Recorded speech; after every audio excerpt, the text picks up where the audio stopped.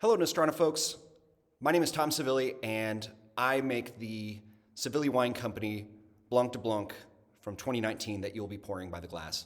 Unfortunately, I couldn't be with you today, but Austin kindly allowed me to record a short message about what the wine is all about. So you're actually probably already familiar with my work. I am the head winemaker at Cameron Winery, and I believe you're going to be pouring the Friulano by the glass as well, which thank you very much. We're quite happy with that wine and how it turned out. But we're here to talk about the Blanc de Blanc. So what you will be pouring is the 2019, which is 100% Chardonnay from the fantastic Abbey Ridge Vineyard. The fact that I have access to that fruit for my own project is a dream come true. It's, in my opinion, one of the best vineyards in Oregon, and it really always shows through into whatever you're making it into, whether it be Pinot Noir, Chardonnay, or sparkling now.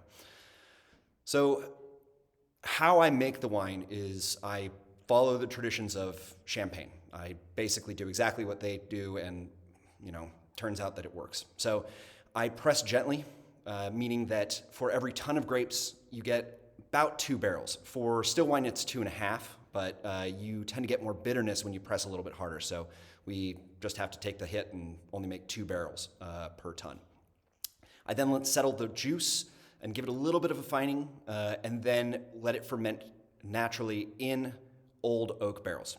I leave it in those barrels for about a year to let the wine breathe a little before we start the secondary fermentation.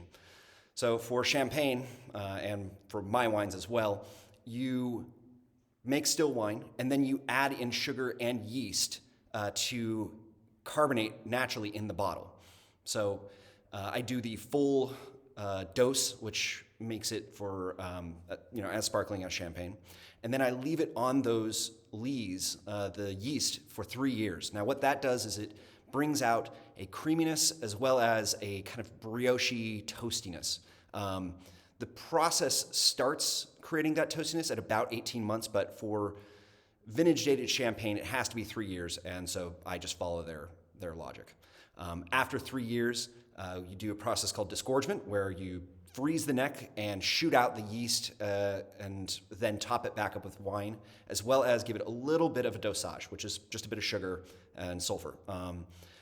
It's only 3 grams, which is well underneath the level of brut. Then I let it rest for 6 months before bringing it to you good people to hopefully serve to your guests and let them enjoy it. That's pretty much it.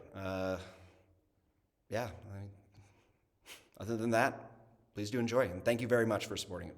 It's only 100 cases made, so it's nice to share it with one of the best restaurants in town. So again, thank you.